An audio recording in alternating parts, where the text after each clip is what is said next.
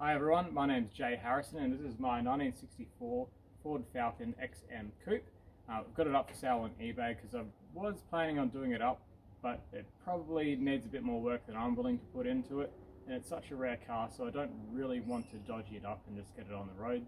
Better let someone else have it and turn it into something really special. So I'm going to take you on a quick video tour to show you the good and the bad points, so you can make a judgment on it if you'd like to make a bid or not. We'll start off at the driver's side front fender, which is still sort of the colour that I bought it in. You can see I've taken the trim off. Those little bits just need to be cut off. There appears to be no real rust in this. There's a little bit of a patch down there, no bigger than a fingertip maybe, but everything else seems good. It's got an aerial hole, probably get rid of that.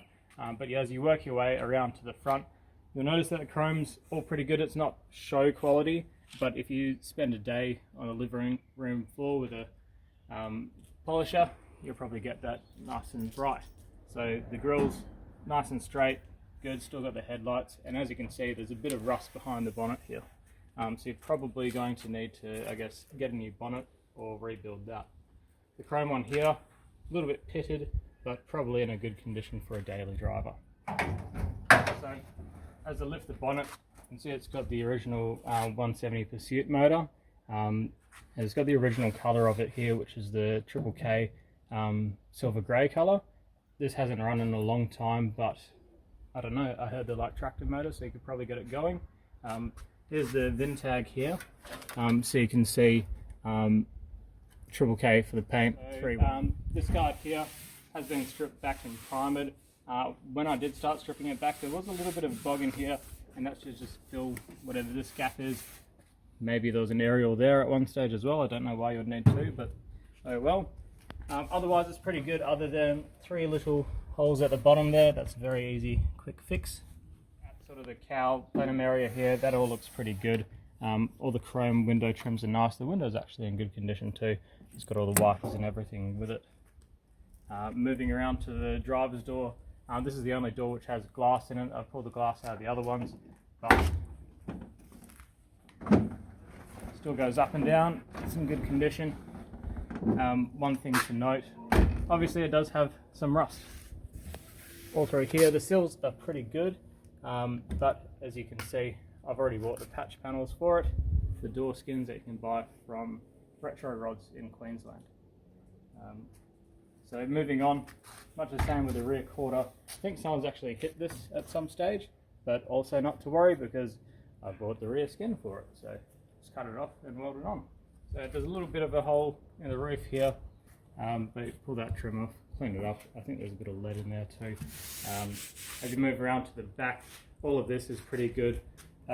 Much the same though in the sort of lead wiping areas here. There's a couple of little spots. The bump back here,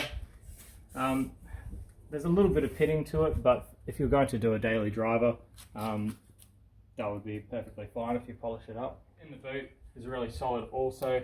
You can see the original fuel tanks there, but all of these areas are quite nice and solid. So on this side of the car, once again, a bit of rust in this quarter panel, so we've got the skin for it as well. And much the same with the door. If this is the worst of the doors, it's rotten on the inside too. Not at the top, just at the bottom. So got the skin, but the inside will need a bit of a rebuild too. Up top on the roof, there's a bit of surface rust. I've ground down half of it and primered it, just with 1K primer, but this will need some sanding down too and some rust treatment. Side of the car, the passenger side has some rust, so you can get that replacement panel. The other sides, they're coated in something from years ago. They seem to be in pretty good condition. The rear section, you can see the paint there, that's all nice, rust free to my knowledge.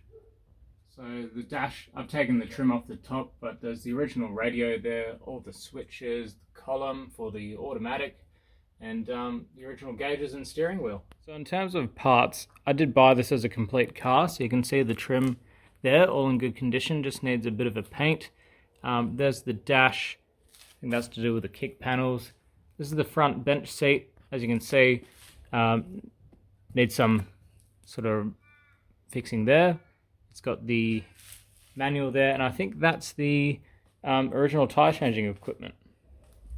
That's a scuff plate. You can see the Ford tag on it. That's for the rear passenger section, rear passenger side window. This is the rear seat. That's actually in really good condition, doesn't need re-trimming. There's some spats for the rear guards. At the boot floor, just wood. And in here, you can see I've got everything bagged and tagged, all the screws, bolts, things like that. I've got the original Falcon, which goes along the back there, the 170 Pursuit gauges, yeah, all the tags for it, and some extra trim. These are some of the window mechanisms and other bits and pieces, labeled PS, passenger side, DS, driver's side. Once again, rear window, there's the driver's door and the trim. So yeah, I've got all the bits except for the carpet, because that was gross and I threw it in the bin. So that's the end of the video tour. If you'd like any more pictures or videos of anything, just let me know. I'm more than happy to answer any questions that you've got. I'm located in Perth, so I'm open to inspections if you want to view prior to the sort of final bidding stage. But best of luck. Yeah, hopefully it sells.